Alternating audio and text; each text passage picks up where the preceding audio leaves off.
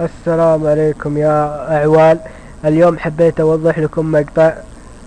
بعض من جروب ريفكس يقولون أنت يا تايجر إنك حاط نص الشاشة في قصد وين نص الشاشة في نص المقطع، دقيقة 25 إنك حاط الشاشة سوداء عشان يعني تمدد وقت من راسك. المهم حبيت اوضح المقطع. اقسم بالله يا عيال اني ما زودت لا دقيقة ولا شيء، كل الاقيام اللي نزلت عليهم هذه هي المقطع. لكن هم يقولون هنا انت مزود، يعني مزود دقائق والشاشة سوداء وزي العراق يشطح ويقول انت بعد تسوي زي كذا.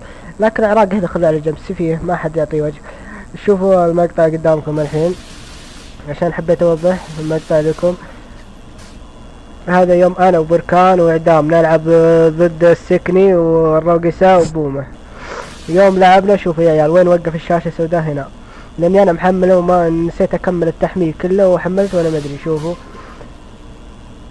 هذا هو وين الشاشة وقف هنا. شوفوا وقف الشاشة السوداء الحين يوقف. ايوه شوف الدقائق، لاحظوا الدقائق يمشي والشاشة سوداء. حلو لين لما وصل دي وصل عند 29. طيب وصل عند 29. حلو دي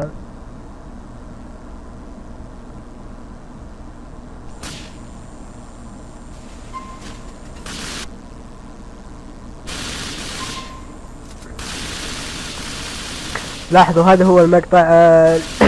الحين بيشوف يوقف عند وين. دقيقة بس نشوف. هذا هو المقطع اللي نزلته قبل شوي.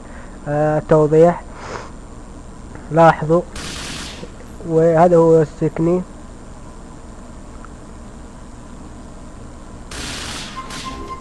شوفوا يا عيال لاحظوا ان المقطع وقف هنا، صار الشاشة سوداء هنا. حلو صار هنا الشاشة سوداء. هذا هو تكملة المقطع انت وياه يا بومة ويا ريفيكس انت وياه.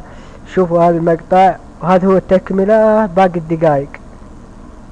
هذا هو التكملة باقي الدقائق. راح احط الرابط تحت في المقطع اللي بنزل عليها الحين. ويلا عساني ما طولت عليكم، والعادة اشوفكم تربحون وانتم ما تديرونها. يلا بروب.